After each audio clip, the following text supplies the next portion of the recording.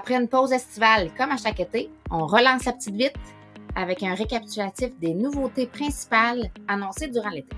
Première nouvelle qui date quand même de fin mai, mais qui a fait beaucoup jaser cet été, ce sont les nouveaux formats 3-4 dans Instagram.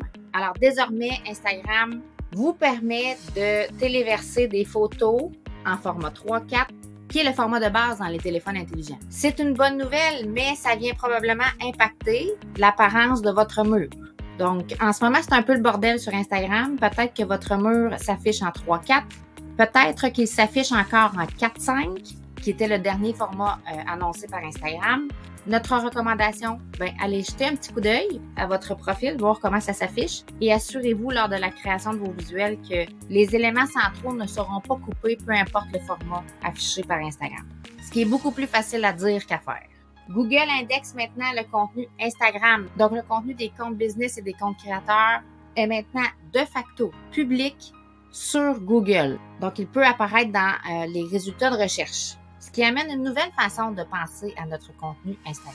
Si vous êtes fan de la Snap Map sur Snapchat, il y a une fonctionnalité similaire qui a été annoncée par Instagram qui vous permet de géolocaliser vos amis sur une map. Et finalement, de nouvelles statistiques ont été annoncées pour les Reels et les carousels. Entre autres, vous pouvez voir à quel moment dans une vidéo les gens ont liké votre vidéo. Même chose pour les carousels. À quelle photo du carrousel les gens ont aimé votre publication.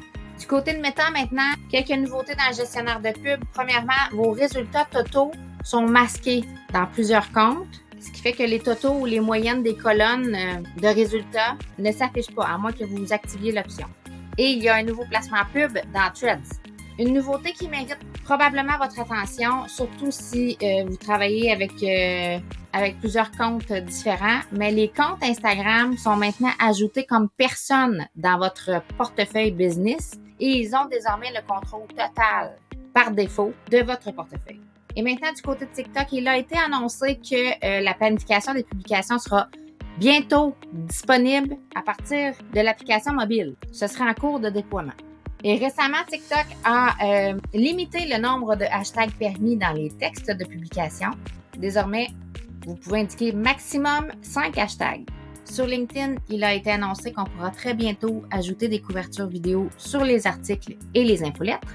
Et il y a un nouvel outil que vous verrez dans le haut du fil d'actualité qui vous permet de rédiger une offre d'emploi très rapidement avec l'intelligence artificielle. Voilà, c'est tout pour la petite vite. On se dit à bientôt!